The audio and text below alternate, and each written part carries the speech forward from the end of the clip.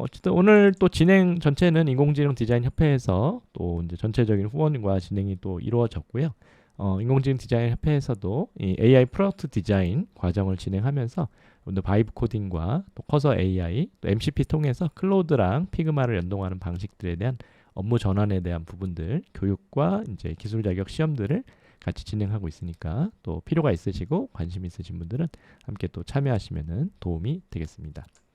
그래서 이거를 경험을 해보니까 진짜, 이거는 너무 말이 안 된다 싶었고, 제가 모바일 앱은 한 번도 만들어 본 적이 없었는데, 이 정도면 모바일 앱도 만들어 볼 수 있을 것 같다고 생각을 했어요. 그래서 이번에는 모바일 앱으로 만들어서 판매까지 한번 해보고 싶다는 생각을 했습니다. 그래서 결과적으로 제가 만든 게 이 퀄렉트라고 하는 이 문장 기록에 집중한 독서 기록 앱을 만들었습니다. 네, 그래서 이게 어떤 앱이냐면, 어떻게 구동되는 앱이냐면, 이것도 소개 영상을 만들었는데요. 같이 한번 보시죠. 이렇게 문장을 발견하고 카메라로 촬영을 하면 원하는 문장들을 선택해서 쉽게 기록을 할 수가 있는 거예요. 그래서 책 단위로 문장들이 이렇게 쌓이고, 그리고 북마크나 노트 남긴 것들은 따로 필터해서 볼 수 있고, 그리고 쌓인 문장들은 노션이나 구글 스프레드시트 같은 데다가 익스포트도 할 수 있고, 이미지 공유도 가능합니다.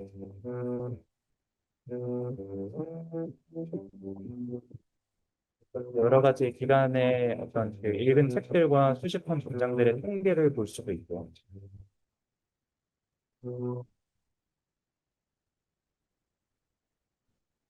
그래서 이런 문장 수집에 집중하고, 그리고 다양한 통계를 볼 수 있는 그런 앱인데요. 네, 그래서 이걸 만들어서 결국에 제가 이 사이드 프로젝트 10년 만에 직접 만든 앱으로 수익화를 할 수 있었어요. 네. 근데 수익화를 했다고 하면 이제 다들 궁금해 하시겠죠? 그래서 얼마 벌었는데, 네. 사실 많진 않습니다. 많진 않은데, 제가 5월 20일에 이 iOS 앱을 먼저 공개를 했어요. 그 이후에 이제 안드로이드도 공개를 했는데, 5월 20일에 공개를 하고, 이 월구독자, 평생이용권 구매자, 그리고 월구독, 영구독, 이 분들이 최근에 그 며칠 전에 또 한 분이 추가돼서, 지금 활성 구독자는 3명입니다. 월구독자는. 그리고 이제 각각 한국, 미국, 영국에서 판매가 일어났고요. 지금까지 내일이면은 딱 만 2달이 되는데, 지금 약 2달간 수익이 한 18만 원, 136.8달러인데, 약 18만 원 정도 되고, 매달 그 고정 수익이 12,000원 정도인 상황입니다. 네. 매달 한 커피 3잔 값 정도는 벌고 있는 거네요. 네. 그래서, 뭐, 그렇게 큰 금액은 아니다 보니까, 사실 매출의 크기보다는 누군가 이렇게 돈을 주고 쓸만한 것을 만들었다라는 그 성취감이 제일 컸던 것 같아요. 그리고 제가 이 제품을 만들면서 판매를 엄청 신경을 많이 썼다 보니까 마케팅 공부나 이런 실험들을 되게 많이 했는데, 그 덕분인지 출시하고 나서 이 앱스토어의 책 카테고리에서 33위까지 랭크를 했어요. 그래서 며칠 전에는 한 170 몇 위였는데 지금은 아직 확인을 안 해봐서 몇 위인지 모르겠네요. 네, 그렇습니다. 그래서 이제는 그러면은 이런 성과를 낸 앱을 어떻게 만들었냐, 하나씩 얘기를 해볼 건데요. 어, 제가 이 MVP 그 첫 배포를 할 수 있었던 그 과정까지 한 5가지 과정이 있었어요. 네. 그래서 원래는 이렇게 처음부터 이 시장 탐색, 뭐 아이템 선정하고, 뭐 이 과정들을 이렇게 하나씩 하나씩 다 순서대로 가는 게 맞겠지만, 여러분들이 지금 바이브 코딩 궁금하셔서 온 거잖아요. 그렇기 때문에 가장 궁금해하실 바이브 코딩 얘기부터 먼저 해보려고 합니다. 네. 그래서 바이브 코딩으로 이 제품을 제작을 할 때 이 관련된 질문들을 제가 지금 카톡방에서 많이 받았는데, 그 많은 분들이 궁금해 하시는 것들을 먼저 좀 짚고 넘어가면은 좋을 것 같다는 생각이 들어서 질문들을 먼저 좀 정리를 해봤어요. 네, 그래서 크게 이 5가지를 먼저 짚고 넘어갈 건데요. 이 바이브 코딩이 정확히 뭔가요? 그 개념에 대해서 묻는 분들이 좀 계셨고, 그리고 어떻게 하는 거고 어디까지 가능하냐, 한계는 없냐, 이런 질문들 많이 해주셨고, 그리고 코딩을 얼마나 알아야 하냐, 그리고 뭘 썼냐, 그리고 수익화는 또 어떻게 했냐, 뭐 이런 것들에 대해서 질문을 많이 해주셨어요. 그래서 첫 번째부터 한번 답변을 해보면, 이 바이브 코딩이라는 거는 AI와 함께하는 그 개발 관련된 모든 것입니다. 이게 직접 코드를 작성했어야 될 것을 이제 AI한테 그 직관적이고 이 감각적인 언어로 이제 시키는 거죠. 그렇기 때문에 이제 바이브 코딩이라는 이름이 붙은 겁니다. 네, 그리고 두 번째로는 바이브 코딩은 어떻게 하는 거고 어디까지 가능하냐? 이거는 어떻게 하는 거냐라고 물으시면 그냥 AI에게 질문하고 요청하는 거. 그거의 무한 반복이에요. 내가 원하는 게 나올 때까지. 이걸 반복하는 게 바이브 코딩입니다. 그리고 포기하지 않으면 한계가 없어요. 포기하지 않으면 뭐든지 다 가능합니다. 그래서 우리가 되어야 되는 건 뭐냐? 지치지 않는 물음표 살인마가 되어야 합니다. 네. 질문이 가장 중요하고요. 질문하는 체력을 키우시는 게 제일 중요합니다. 그래서 코딩은 얼마나 알아야 되냐? 지금은 몰라도 돼요. 그리고 기본 데이터 그 타입들, 뭐 이런 숫자라든지 뭐 문자, 배열 등 이런 프로그래밍 언어에서 사용하는 기본 데이터 타입들과 그리고 어떤 조건문, 뭐 반복문, 뭐 이런 것들, 그런 기본적인 문법을 알고 시작하면 되고, 더 깊은 거는 만들면서 배워가면 됩니다. 이 AI로 인해서 이 코딩을 배우는 어떤 그 방식 자체가 되게 달라졌고 더 효율적으로 바뀌었다고 저는 생각을 해요. 그래서 기본 문법들 배우기 좋은 곳들은 이런 데가 있어요. 코드카뎀이나 생활 코딩, 이건 유명하죠. 그래서 이런 데서 조금 보시면서 영상들을 보시면서 아니면 튜토리얼 같은 거 해보시면서 시작을 하셔도 좋을 것 같아요. 네, 그리고 뭘 썼냐? 이거는 일단은 서비스 개발에 어떤 것들이 필요한지를 먼저 한번 알고 들어가면은 훨씬 이해하기가 쉬울 것 같아요. 제가 그냥 제품들, 뭐, 모델들 이걸 얘기를 해도 어차피 다시 찾아보셔야 될 거기 때문에. 그래서 이제 서비스 개발에 무엇이 필요한 건지 좀 구조적으로 한번, 짚어볼게요. 그래서 서비스 개발에는 물론 이거 말고도 많은 개념들이 있지만, 먼저 이것부터 알고 가시면 좋아요. 이 ID라는 게 있습니다. 이게 이제 코드를 작성할 때 이 사용하는 그 개발 에디터예요. ID라는 표현이 앞으로도 조금씩 나올 거니까, 봐두시면 좋을 것 같고요. 그리고 AI 모델이 있습니다. AI 모델은 다들 이제, 많이 들어보셨을 텐데, 뭐, 소넷 3.7이다, 4.0이다, GPT-O3다, 뭐, 4.5다, 뭐, 이런 것들 많이 있잖아요. 그런 LLM 인공지능 모델을 말을 하는 거고요. 그리고 이제 BAS는 뭐냐? BAS는 이 Backend as a Service라는 것의 약자인데요. 보통 이 질문들을 보니까 이 서버는 어떻게 하고 데이터베이스는 어떻게 하고 로그인 회원 가입 이런 것도 인공지능이 다 해주나요? 뭐 이렇게 물어보시는 분들이 많이 있는데, 어, 저희가 1인 개발을 하고 특히나 디자인 베이스이신 분들이 서버를 직접 구축하는 거는 그렇게 쉬운 일은 아니에요. 알아야 될 개념도 많고요. 근데 이제 그런 것들을 직접 하지 않아도 되게끔 만들어주는 게 바로 이 바스라는 겁니다. 그래서 여기에는 수파베이스랑 파이어베이스라는 게 이제 대표적으로 있는데요. 네, 이거를 쓰시면 됩니다. 바이브 코딩 하시고 싶으신 분들은 그냥 이거면은 해결이 됩니다. 그래서 서버 데이터베이스 인증을 다 여기서 해결을 할 수가 있어요. 그리고 이 프레임워크라는 게 있는데 이거는 뭐냐면 저희가 이제 이 ID에서 이제 제품을 개발을 할 건데 어쨌든 간에 저희가 어플리케이션을 개발을 할 때는 그 UI를 구현을 해야 되잖아요. 근데 UI를 구현을 할 때 그거를 조금 더 쉽게 구현할 수 있도록 만들어주는 그런 친구들이 있어요.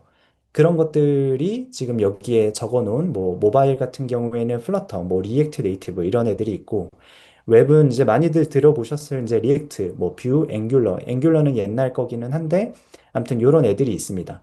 만약에 요런 애들을 안 쓴다면 웹 같은 경우에는 HTML, CSS 이런 것들을 직접 적어가면서 그 개념이랑은 조금 다르기는 하군요. 근데 어쨌든 이런 UI를 조금 더 만들기 쉽게 만들어주는 그런 뼈대를 제공하는 거를 프레임워크라고 합니다. 그리고 개발 언어들도 엄청 다양해요. 다양한데 이제 모바일 같은 경우에는 다트, 뭐 코틀린, 스위프트, 오브젝트 C 뭐 이런 것들이 많이 있어요. 근데 이제 그 주로 이런 모바일을 개발할 때 사용하는 언어, 웹 개발할 때 사용하는 언어들이 보통은 이렇게 나눠져 있고 그 이제 개발하시고 싶으신 어떤 언어가 아니 그 제품이 웹 제품이다. 그러면은 거기에 맞는 언어를 선택하셔서 쓴다. 이렇게 생각을 하시면 되고 네, 모바일 제품을 만들고 싶으시다 하면 이 언어들 중에서 사용을 하신다라고 생각을 하시면 됩니다. 그래서 눈치가 빠르신 분들은 아시겠지만 이렇게 초록색으로 표시한 것이 제가 그 독서 기록 앱을 만들면서 사용한 것들이에요. 네, 그래서 이렇게 ID는 윈드서프를 썼고 AI는 클로드 3.7을 썼고 그리고 프레임워크는 플러터 그리고 이 바스는 수퍼베이스를 썼습니다. 그래서 플러터 같은 경우에는 이렇게 한 코드를 하나만 작성을 하면 iOS랑 안드로이드 네이티브 코드를 모두 만들어줘요. 네, 그래서 이거는 그래서 사용을 했고 많은 1인 개발자 분들이 사용을 하고 계십니다.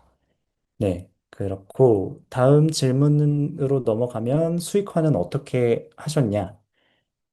수익화는 여기 이제 제가 적어 놓은 것처럼 그러니까 좋은 사용성이 일단 기본이 되어야 되고요.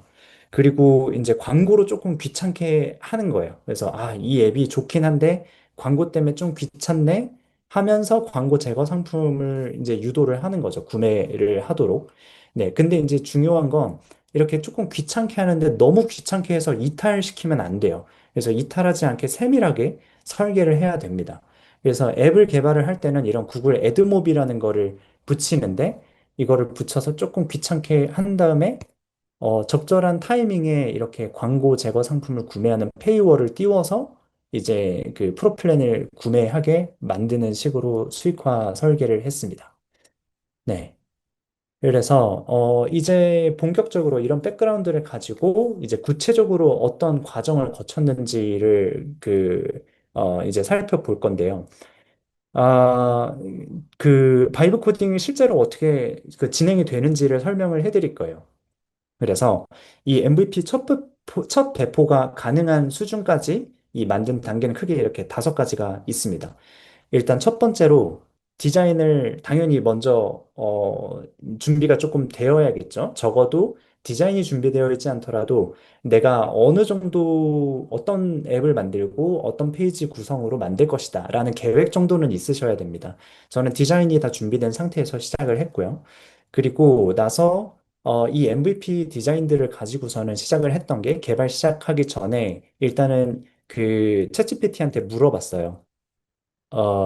이게 이 처음 그 디자인 했었던 화면이고요. 이렇게 화면들을 준비를 해놓고, 그리고 나서 이제 필요한 화면들을 이렇게 하나씩 다 설명을 해주면서 어떤 페이지가 어떤 버튼을 누르면 어느 페이지로 연결이 되고, 그 다음 페이지에서는 또 어떤 버튼을 누르면 어디로 연결이 되는지, 그리고 데이터는 한 페이지에서만 쓰는지 아니면 앱 전체에서 공유해야 되는지, 뭐 이런 것들을 상세하게 조금 적어서 이 프로젝트 전체 파일 구조를 만들어 달라고 했어요. 이렇게 한 이유는 뭐냐면, 제가 모바일 앱 제작이 처음이라고 했잖아요. 그러다 보니까, 약간 모바일 앱에서는 파일 트리를 어떻게 구성을 하는지 제가 전혀 모르기 때문에, 그거를 알고 싶은 이유가 첫 번째 있었고, 그리고 디자인을 하다 보니까 이 페이지 수가 생각보다 많아지더라고요. 그래서 그 페이지들의 그 관계를 좀 명확하게 알려줘서 그 파일 구조를 잡는 것에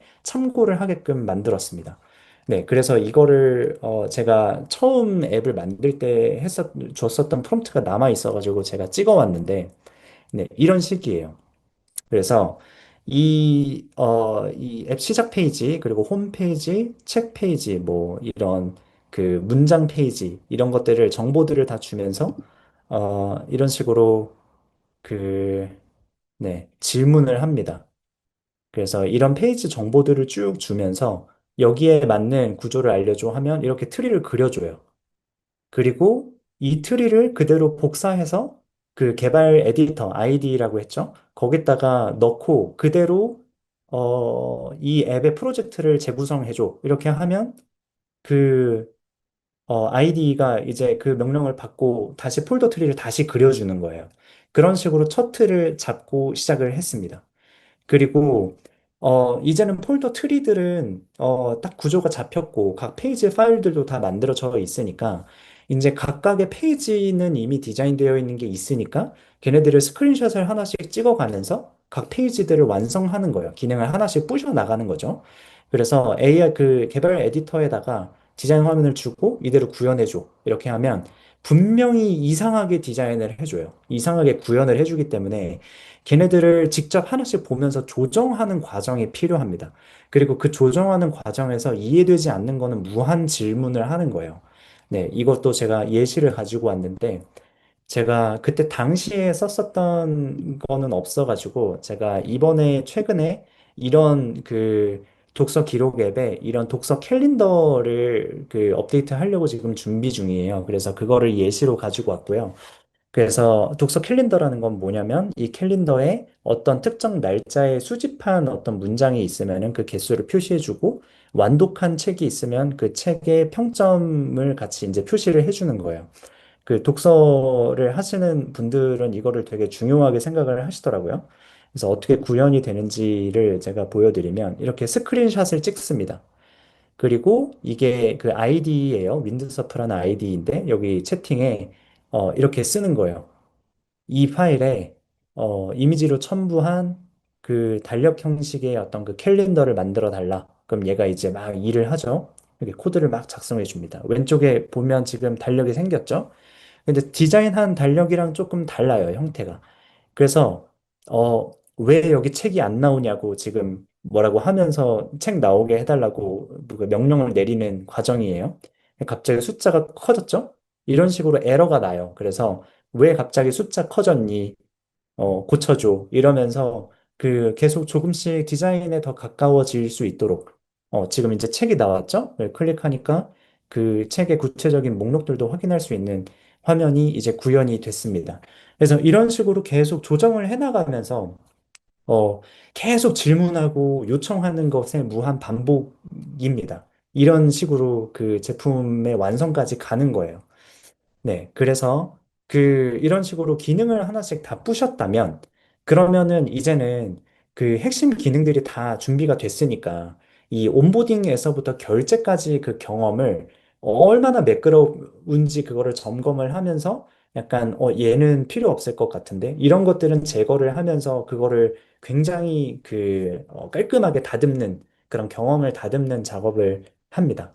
그래서 적당한 완성도를 갖출 때까지 계속 다듬는 과정인 거예요. 이 과정 안에서도 당연히 계속 AI한테 요청을 하는 겁니다.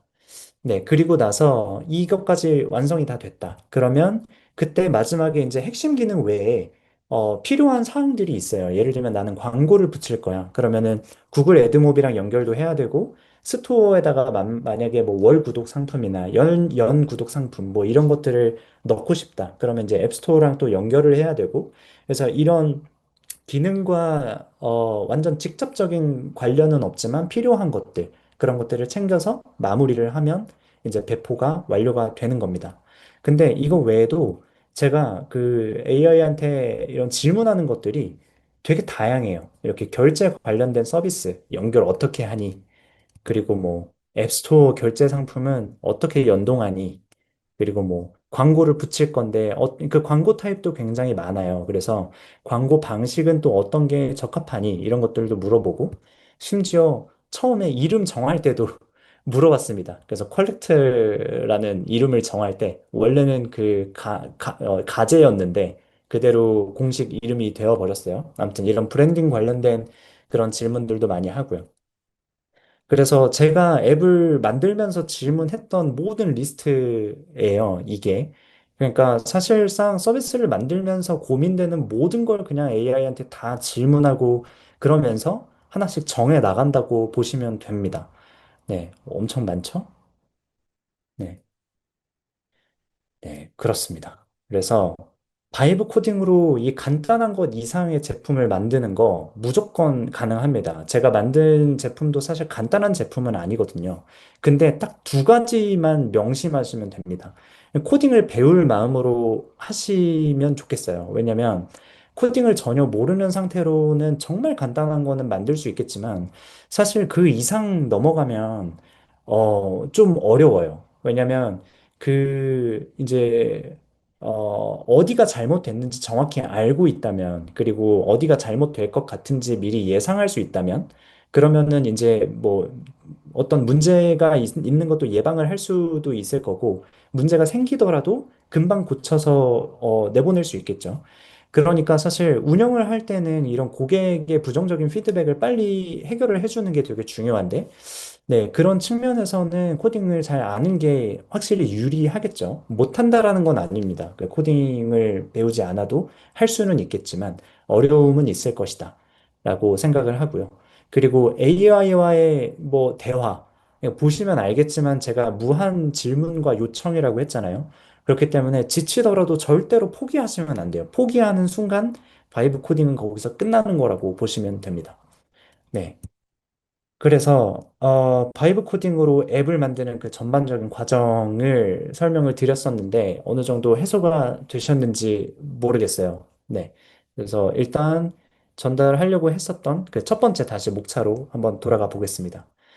그래서 기억나시죠? 저희 5번부터 시작을 했었는데 그래서 1번부터 4번까지가 아직 남아 있습니다. 그래서 방금 저희가 봤었던 5번은 이 바이브 코딩으로 앱을 제작하는 과정은 이 제품이 기능하도록 구현을 하는 그런 단계예요. 근데 이 1번부터 4번까지의 이 과정은 뭐냐? 이거는 제품이 팔리도록 설계를 하는 겁니다. 그리고 이게 곧 마케팅이에요. 그러니까 여러분들이 그 제품 제작 과정에 대한 그 바이브 코딩 질문들도 많이 해주셨지만 수익화 관련된 질문들도 되게 많이 해주셨는데 그 질문 하신 분들은 좀 눈여겨보시면 좋을 것 같아요. 네. 그리고 수익화 과정에서 이 과정이 되게 중요하죠. 마케팅은 제품이 완성되고 이제 홍보 목적으로 어떤 그때 시작되는 게 아니고 애초에 그 아이템을 선정하고 그 시장 탐색하고 마켓 포지셔닝하고 약간 이런 때부터 이미 마케팅이 시작이 되는 겁니다. 네, 그래서 제가 그 마케팅 관련해서 이런 공부를 하다가 이 세 가지 책은 정말 너무 추천하고 싶어서 가지고 왔는데요. 이 세 책을 다 읽어보시기 부담스러우신 분들은 이 앞에 있는 거, 마케팅 설계자라는 책이라도 꼭 보시면 좋겠어요. 너무 재밌게 쓰여져 있고, 마케팅에 관한 어떤 그런 상식 같은 것들을 다, 완전히 깨부수고, 이렇게 머리가 좀 트이게 하는 그런 경험을 했어가지고, 네, 너무 추천드리는 책입니다. 네, 그리고 다시 넘어와서, 이 첫 번째부터 이 네 번째까지의 어떤 이 여기에 쓰여 있는 이 단어들이 저희가 어디서 많이 사실 들어봤잖아요. 근데 이제 혼자 하려고 보면 좀 막막해요. 그래서 제가 이 각 단계에서 그 실질적으로 제가 답을 해야 했던 중요한 질문들을 한번 정리를 해봤어요. 그래서 첫 번째에는 어떤 질문에 답을 했어야 됐냐? 그러니까 내가 이 이제 아이템을 선정하는 데 있어서 내가 관심이 있나? 그리고 내가 관심이 있는 그 시장이 형성이 되어 있나? 이 시장이 형성되어 있다는 거는 사람들이 돈을 쓰냐는 질문이거든요. 그래서 이거를 확인을 했어야 됐고, 그리고 두 번째로는 시장이 있다는 거는 확인을 했으면, 그럼 그 시장 안에서 내 제품을 어떻게 차별화할 것이고, 누구에게 어필을 할 것인가? 그러니까 페르소나를 정해야 된다는 거죠. 타깃 오디언스가 누군지를 정해야 된다는 거예요. 그리고 세 번째로는 제가 이제 신경 썼던 게 이 MVP 디자인을 하는데 여기서부터 제가 이제 그 결제 전환까지를 여기서 고려를 했어요. 사실 결제 전환 어떻게 팔 것인지 이거는 여기 단계에서 굳이 고민하지 않아도 될 것 같기는 한데 저는 너무 이 팔고 싶었기 때문에 네, 이 단계에서부터 설계를 같이 했습니다. 그래서 어떻게 사고 싶은 마음이 들게 만들 것인가. 이게 되게 중요했었어요. 네. 그리고 이 MVP 디자인까지 완료가 된 상태에서는 바로 랜딩 페이지를 만들어서 그 실수요 조사를 했습니다. 그러면서 이제 웨이팅 리스트를 이제 폼을 작성하게 만들어서 이메일을 넣으면 완성이 됐을 때 출시 알림 이메일을 보내드릴게요. 이러면서 이제 이메일을 수집을 하는 거죠. 그 과정에서 내 제품에 관심 있는 사람들이 얼마나 있는지를 우리가 확인을 할 수가 있어요. 그리고 그 사람들은 뭐 그 사람들의 되게 일부는 높은 확률로 제 제품을 사줄 수도 있겠죠. 네. 그리고 나서 제가 이 각각의 질문에 대한 저의 답은 이랬어요. 그래서 저는 결국에 1번 이 아이템 선정 단계에서 독서 기록 앱을 만들기로 했고, 두 번째, 이 마켓 포지셔닝과 브랜딩은 단순하고 편리함은 당연히 기본이고, 그리고 20, 30대에게 힙한 이미지로 어필하면 좋겠다라고 생각을 했습니다. 그리고 세 번째, 이 MVP 디자인 하면서 어떻게 사고 싶은 마음을 들게 만들까? 저의 그 답은 최대한 이 빠른 긍정 경험을, 이제 주고, 그러면서 이제 광고를 조금 귀찮게 하는 거예요. 그리고 네 번째는 바로 이게 랜딩 페이지를 만드는 다양한 방법이 있는데 요즘에는 노션으로도 너무 쉽게 만들 수가 있어서 노션으로 랜딩 페이지를 제작을 했고 결과적으로 출시 전에 보니까 출시 알림을 등록해 주신 분들이 179명이었어요. 네. 그래서 각 단계별로 구체적으로 이제 어떤 과정이 있었는지를 말씀을 드릴 건데 이 시장 탐색, 내가 관심 있고 이 시장이 형성이 되어 있는가? 저는, 왜 여기서 그 질문 주신 분들 중에 왜 독서 기록 앱을 만들었냐? 라는 질문 주신 분도 계셨었는데, 저는 그 실용서를 되게 많이 읽는 편이에요. 그래서 도움되는 내용 기록하고, 예, 서평 쓰려고 되게 노력을 많이 하는데, 이 손으로 쓰기엔 너무 양이 많은 거예요. 그 책을 읽다가 그 문장들을. 그래서 따로 근데 또 노트북으로 타이핑하기에는 너무 또 번거롭기도 하고. 그래서 이제 촬영해서 텍스트 추출해서 기록하면 너무 좋겠다. 이거를 앱으로 좀 만들어 볼까? 이런 생각에서 시작을 했습니다. 근데 너무 아이디어가 간단하잖아요. 사실은 너도 나도 생각해 볼 만한 아이디어이기 때문에 분명히 비슷한 앱이 있을 거라고 생각을 했어요. 그래서 이제 검색을 해보니까 진짜 많더라고요, 앱이. 그래서 그 앱들을 이렇게 쭉 보고 있었는데 또 이제 제가 주로 스레드를 하는데 스레드에서 그 유료 독서 기록 앱을 만들려는 개발자가 있는 거예요. 그래서 여기는 사람들이 돈을 쓰기는 쓰겠다 싶은 생각이 들었습니다. 그래서 제가 이제 찾아본 어떤 그 결과인데요. 그래서 앱들을 쭉 다운받아서 한번 보니까 이게 그 독서 카테고리에 있는 평점 개수 순서대로 14개 어플리케이션들입니다. 그래서 얘네들을 다운받아서 써보니까, 무료인 애들도 있지만, 이렇게 유료 플랜이 있는 애들도 있고요. 연 35,000원, 그리고 뭐 광고 제거 2,200원, 뭐 이런 식으로 아주 큰 금액은 아니기는 하지만 유료 앱들이 있었고, 그리고 이분이 아까 제가 말씀드린 그 유료 독서 기록 앱을 만들려고 하시는 그 개발자 분이셨어요. 비슷한 앱을 만들려고 하는데, 반응이 엄청났어요. 좋아요가 500개가 넘게 찍혔고, 그래서 사람들이 이걸 원하는구나라고 이제 생각할 수 있었고, 이분의 가격 플랜이 이랬어요. 월 5,900원. 그래서, 이분도 이 시장이 될 거라고 생각을 하시나 보다라고 생각을 했고, 적어도, 이거보단 싸게 만들어야지라고 생각하기도 했습니다. 일단은 시장은 있어 보인다고 판단을 해서, 네, 괜찮다고 생각을 했습니다. 네. 그래서 그럼 시장은 있는 것 같으니까 그러면 내 앱을 어떻게 차별화하고 어떻게 누구에게 어필을 할 건가? 그래서 이제 저는 20, 30대에게 이제 힙한 이미지로 조금 어필을 해야겠다. 이제 요즘에 텍스트 힙이 또 유행이니까요. 그래서 이게 이제 결국에는 차별화를 한다는 게 그 기존의 앱들을 잘 아는 데서부터 시작을 할 수밖에 없어요. 그래서 이제 시중에 그 독서 기록 앱 14개를 이런 식으로 그 장점과 단점 그리고 특징들을 상세하게 분석을 해봤습니다. 어떤 기능들이 있고 어떤 거는 좋게 느껴지고 어떤 건 나쁘게 느껴지는지. 그래서 장점들, 내가 취해야 될 장점들은 뭔가. 그래서 많은 독서 기록 앱들을 보니까 텍스트 추출 기능이 이미 있더라고요. 그래서 당연히 들어가야 되는 거라고 생각을 했고, 그리고 각 앱들의 어떤 그 리뷰들을 제가 다운을 받아서 캡처를 해서 쭉 보니까, 이런 통계들을 되게 중요하게 생각을 하시더라고요. 그래서 이제 다양한 통계가 꼭 들어가야 되겠다라고. 딱 진짜 핵심, 제일 중요한 기능들을 뽑자면, 이 텍스트 추출을 가지고서는 문장을 수집하고 다양한 통계, 이 두 가지가 꼭 있어야 되겠다고 생각을 했고, 그리고 그 다음으로 이제 단점들을 분석을 해봤더니 대부분 디자인적인 아쉬움들이 되게 많았어요.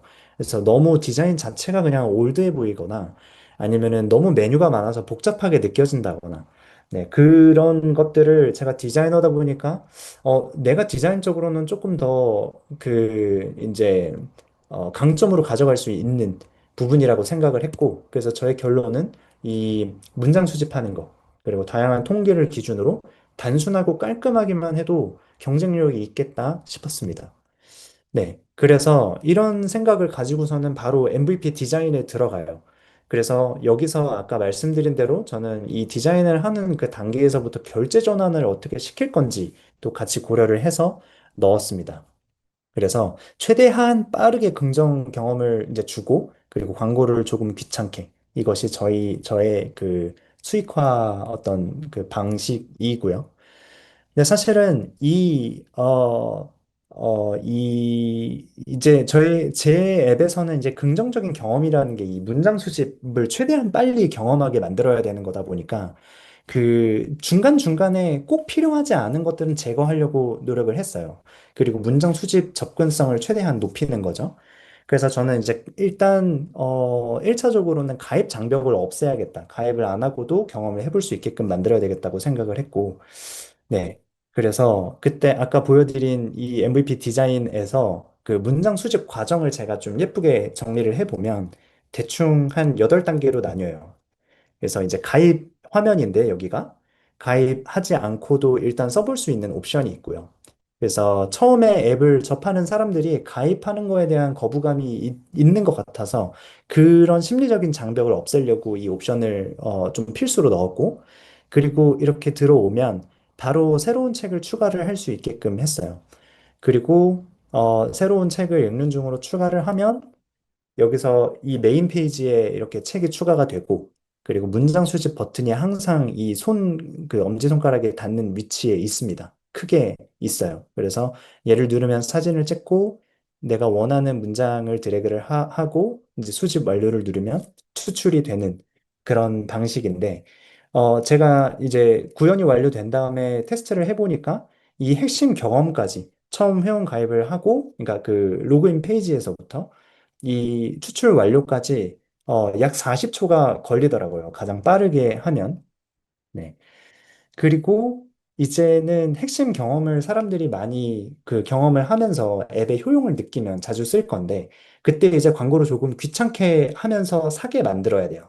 그래서 저는 이제 애드모브로 광고를 두 가지 광고를 활용을 했는데, 하단 배너 광고를 기본적으로 붙이고, 그리고 문장 수집을 5회 할 때마다 전면 스크린으로 뜨는 그 보상용 광고를 노출을 하도록 했어요. 그래서 이것도 간단히 보여드리면 이런 식으로 하단에 광고가 붙는 거예요. 그래서 약간 누군가는 다크 패턴이라고 얘기할 수도 있지만 문장 수집 버튼이랑 조금 가까이 붙여서 약간 그 실수를 유도를 하는 거죠. 그래서 광고를 보면 저에게 수익이 조금 더 나오는 그런 방식입니다. 네. 그리고 문장 수집을 할 때 5회마다 이런 식으로 바텀 세트가 떠요. 그래서 광고를 보고 저장을 하던지 아니면 프레플랜을 구매를 해서 광고를 아예 안 보던지 두 가지 옵션을 제공을 합니다. 근데 여기서 약간 그 의아해 하실 분들이 계실 거예요.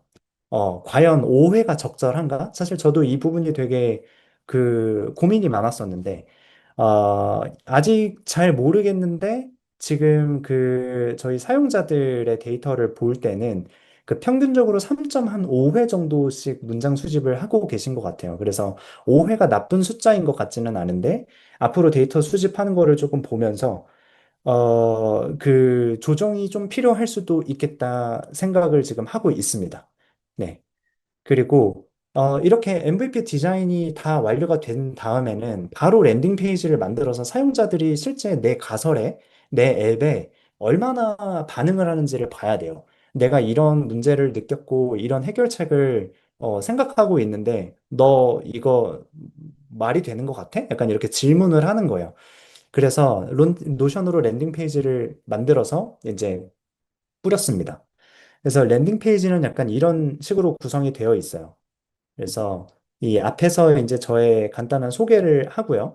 앞에서 이제 간단하게 제가 독서를 좋아하는 이런 사람이다. 그래서 이런 이 문제 제기를 해요. 독서 앱 찾는 거 힘들죠. 그래서 직접 만들려고 한다. 그리고 이런 독서 기록 앱 14개를 내가 다운받아서 분석을 해보니까 이런 문제가 있었어.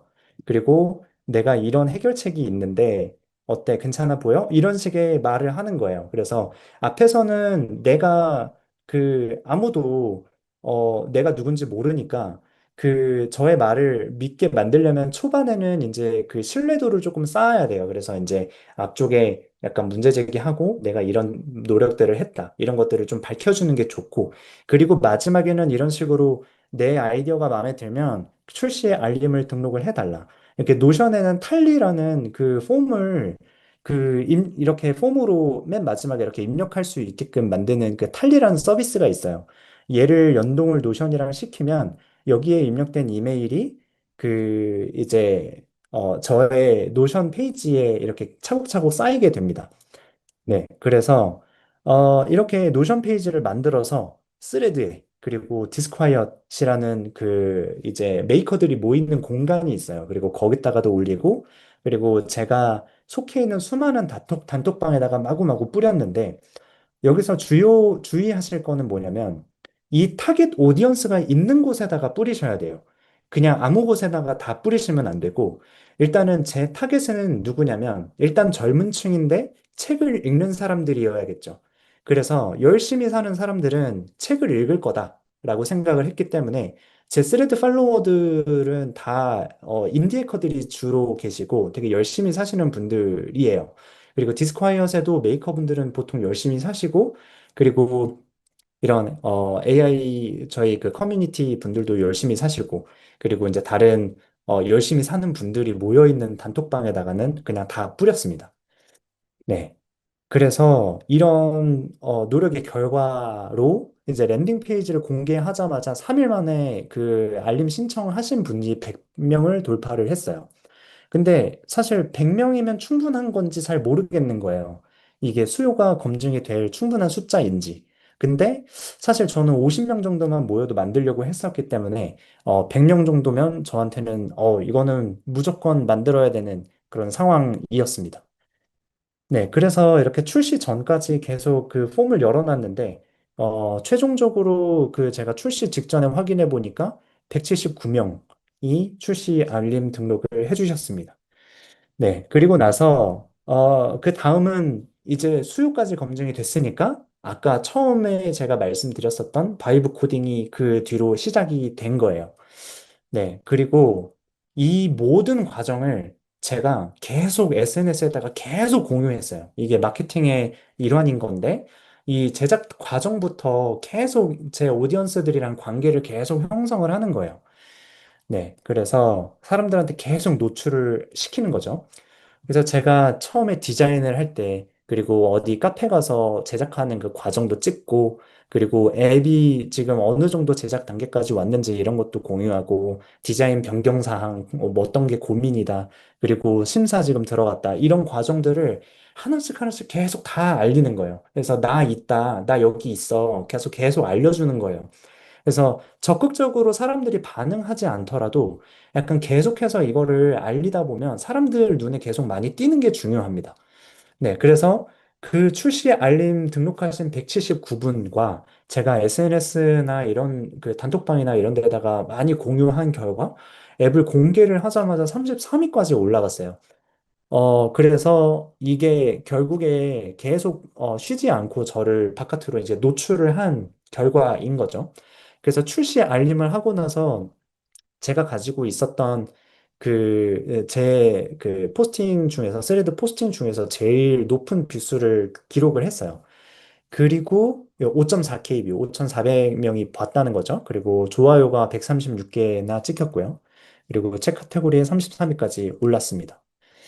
네. 그리고 공개한 다음에 지금까지는 여러 가지 그 업데이트랑 성과를 계속해서 이 SNS나 이런 데다 공유를 하고 있는데요. 이 판매 소식이 있을 때마다 공유를 했을 때 엄청 그 스레드에서 반응이 많이 왔어요. 그리고 약간 스레드에는 이 성과를 응원해주는 그런 분위기가 있거든요. 그래서 이 덕을 되게 많이 봤었던 것 같아요. 그래서 지금 첫 제가 월 구독자가, 그러니까 5월 20일에 공개를 하고 5월 22일에, 그러니까 이틀 뒤에 첫 월 구독자가 생겼는데, 3,900원이라서 뭐 사실 되게 작은 그 금액이기는 하지만 사람들이 되게 많이 좋아요 했죠. 아까 5.4K 뷰였는데 지금 8.3K 뷰에 4K 뷰에 259개가 찍혔습니다.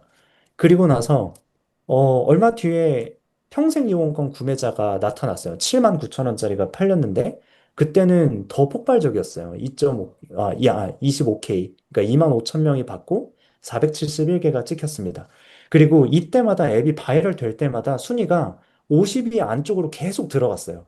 그리고 앱스토어에서 그렇게 랭크가 되면 그 앱스토어 생태계에서 되게 그 홍보가 계속 된대요.